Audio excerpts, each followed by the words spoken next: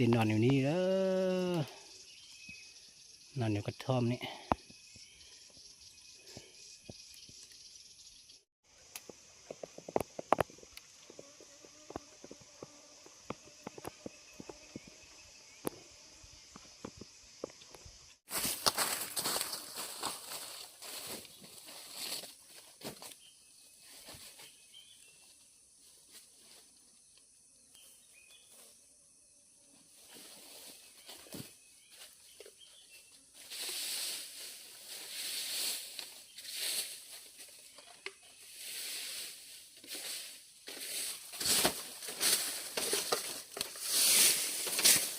สีก้านะเจ้า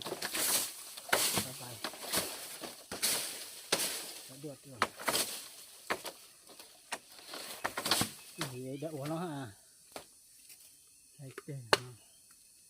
างนี้ตัดตาเนี่ยเขาก็รู้นะเท่าก็เลยก็ได้นะฮะก็เดินต่อแล้วเจ้าเอ้ยพี่น้องนอนอย่างนี้เนาะนอนนี้มันสบายหลังคานี้ก็ประมาณนี้ก็ได้แล้วเพราะว่าช่วงนี้ฝนตกนะฝนตกก็เลยหลังคาก็แบบนี้ก็ได้ละแล้วก็อีกคนหนึ่งพันธุ์ซีนอนอยู่นี่ พันธุ์ซีนอนอยู่นี่เอาซีก่อไฟตรงนี้ก่อนเอาซีไปโละอยู่แถวนี้เนาะไปฟังแล้วไก่ปลาก็ซีขานบ่เพราะว่าช่วงนี้ไก่ปลามีไก่ปลาเยอะนะช่วงนี้แล้วก็ลงไปใต้พุ่มเบื้องว่ามันจะมีนกลงกินน้ำบ่เนาะก็ช่วยกดติดตามนะมื้อนี้เราได้สัตว์ป่าเราสิมาเฮ็ดกินอยู่นี่ก่อไฟใส่หมดนี่เนาะเดี๋ยวนี้เป็นปลาใหญ่แล้วกี่เขามานี้เขาเห็นไก่ปลาสองตัวบินไปทางนี้ไปเนาะเป็นไก่ปลาตัวผู้พันธุ์ซีอย่างนี้นอนอย่างนี้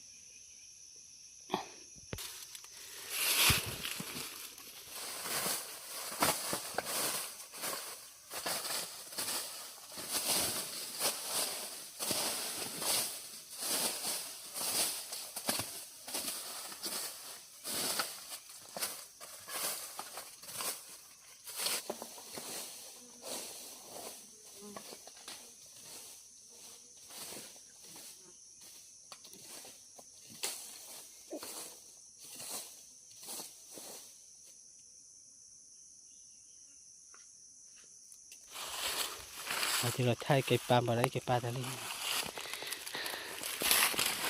ดิ้ว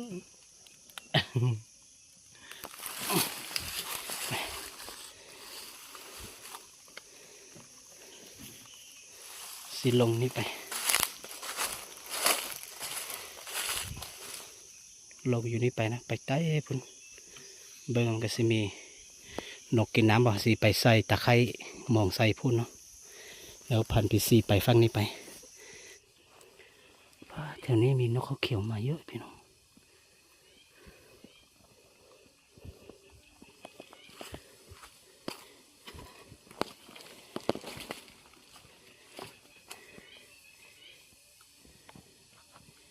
มีน้ำเล็กน้อยอยู่ที่นี้เนาะ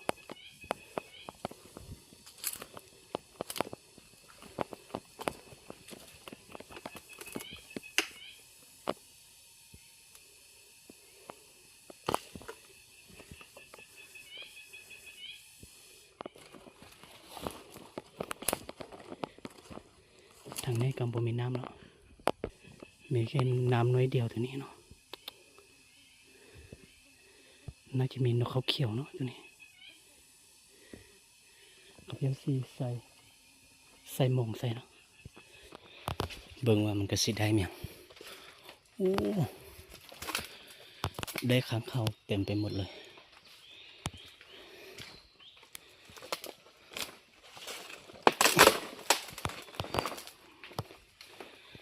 ได้ค้างเขา3 ตัวเล็กน้อย2 ตัว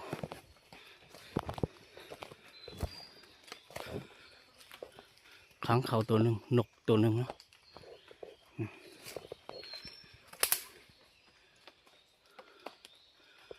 เอาตัวหนึ่ง นี่ก็ค้างคาวตัวหนึ่งนกตัวหนึ่งสุดยอดเลยค้างคาวนกน้อยได้ตัวเดียวไปแต่ว่าได้หลายตัวจริงๆนะได้ตัวเดียวปล่อยไปตัวนี้ก็ค้างคาวน้อยตัวนี้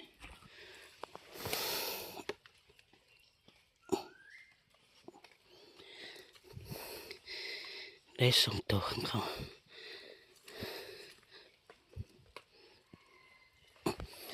ไก่ป่าข้างเขาได้สองตัวต้นมีกินมือละมามือใดก็บ่ได้เมียงเลยต้นมีกิน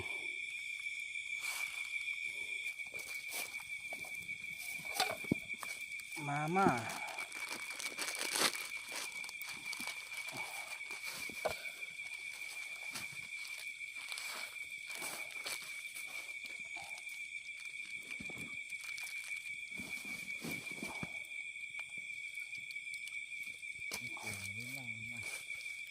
ได้โอเคแล้วก็แล้วก็ไปก้อนได้เกินแล้วก็ไปก้อนห้อง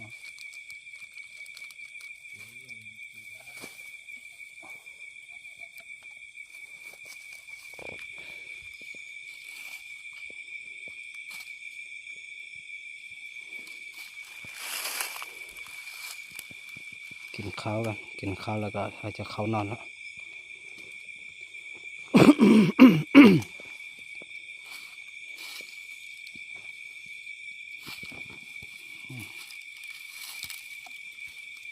มา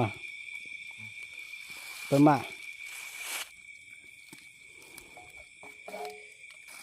กินไม่ได้เอาบวงมา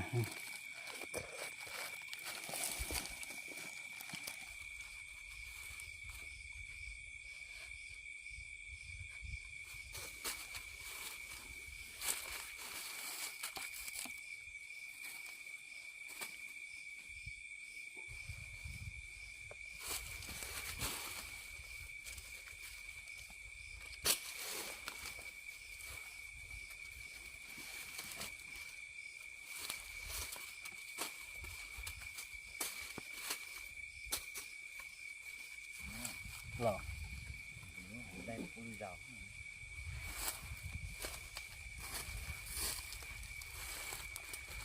ก็ต้องเป็นห้องดูด้วยใจก็ตาก็ต้องใช้ช็อตดู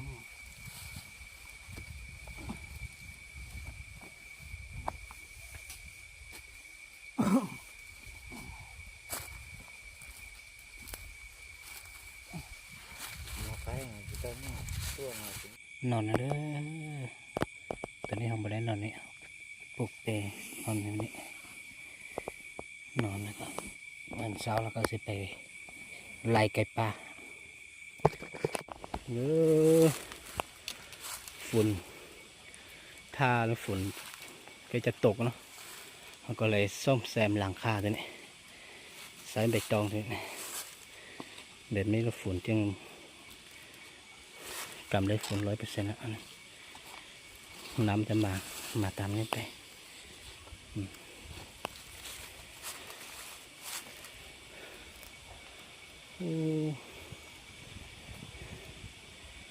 ประธานพีซีนอนอยู่นี่เขานอนอยู่นี่เนาะนอนนี้เราถ้าว่าฝนตกเขาก็นอนเปรคือเขาแต่ถ้าว่านอนไปถ้าฝนตกเขาก็รีบมานอนอยู่นี่อยู่กระท่อมตัวนี้ทีนี้ก็นอนเลยเพราะว่าคืนนี้ฟ้าห้องย่านฝนตกเขาก็เลยตื่นมาเห็ดที่นอนมุ้งใบตองให้สำเร็จก่อนค่อยไปนอนพี่น้องคืนนี้ฝนตกหนักสุดเลยพอดีเขาเห็ดหลังคาตัวนี้แล้วเขาก็จึงลดฝุ่นได้เนาะถ้าบ่ออย่างนั้นเขาก็เปลี่ยนหมดแล้ว ยามนี้ฝนก็ยังตกพันพีซีไปก่อนละ เมื่อคืนฝนตกเดี๋ยวนี้เปลี่ยนหมด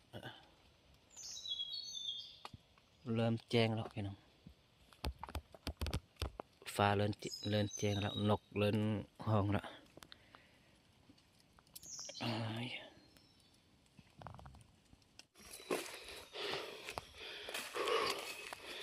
เอ้ยเมื่อคืนฝนใกล้ตกแล้ว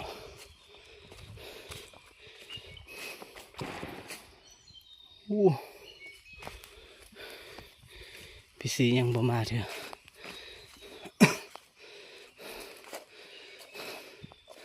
เมื่อคืนฝนตก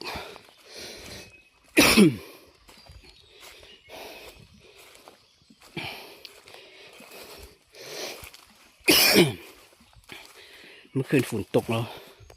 โอ้ตื่นเตตีสองมามุงหลังคาแบบนี้แล้วฝนจะหมดตกแล้ว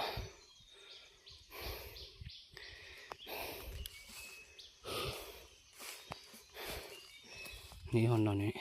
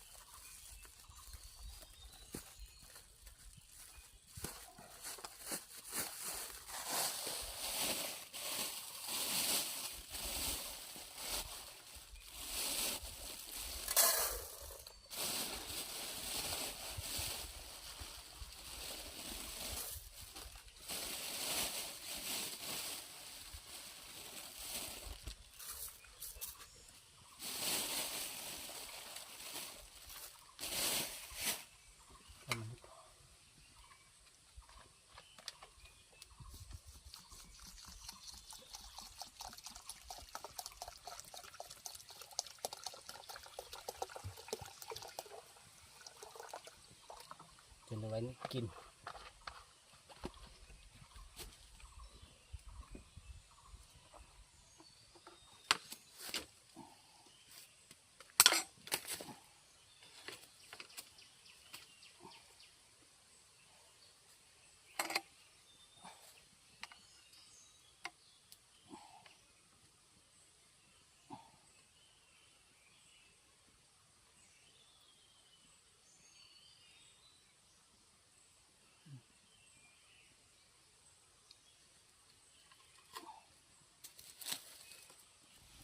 โอ้ฝนตกอีกแล้วเขาปลายำได้ฝนตกยำน้ำพี่น้องฝนตกอีกแล้วพี่น้องเลยเห็ดเขากินกันหม้อตัวนี้เขานึ่งเขานี่สุกดีสุดๆเลยเนาะตัวนี้พอเขาจะเก็บได้ประมาณ30 ปีแล้วหม้อตัวนี้สมัยก่อนเนาะสมัยก่อนเขายังอยู่ฝั่งไทยเนาะพันธิยาเป็นคนอพยพ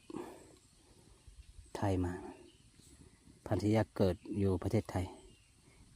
ปี1990หม้อตัวนี้เก็บได้นานถึง30 ปีแล้ว30 กว่าปีแล้วหม้อตัวนี้พี่น้องหลังจากน้ำแห้งนะเขาต้องใส่สองข้อมือนี้แล้วเขาก็ต้องต้มให้น้ำมันแห้งตัวนี้แล้วก็ประมาณนี้ น้ำยังแห้งบ่พอเถอะเอาแป๊บนึงก่อน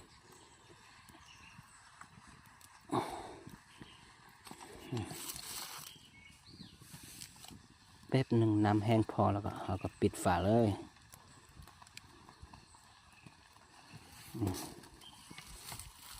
โอเค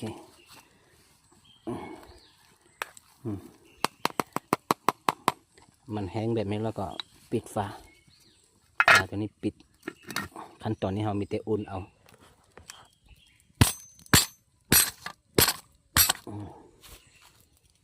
ขั้นตอนนี้ก็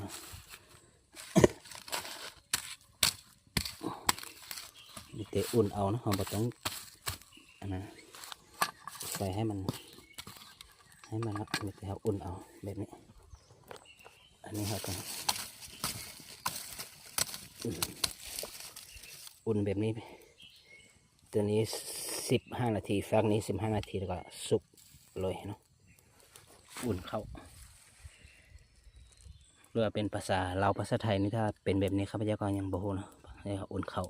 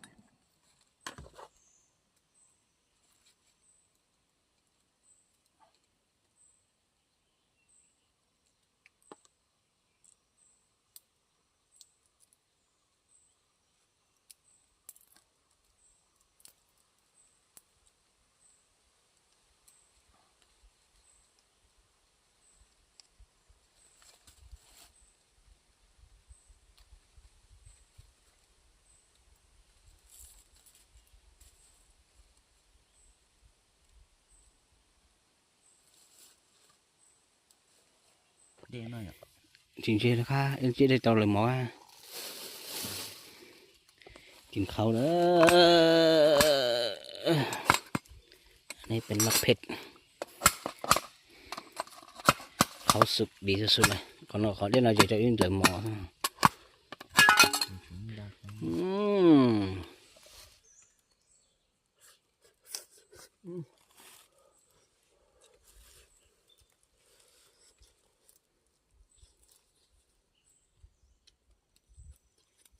Trong của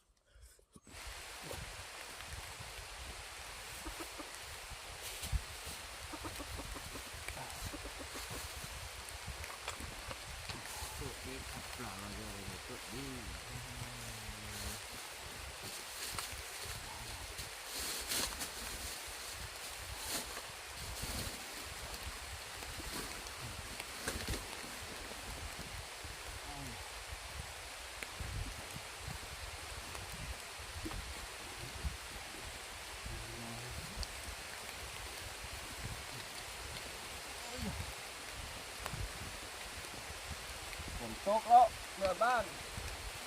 ฝนโต๊ะ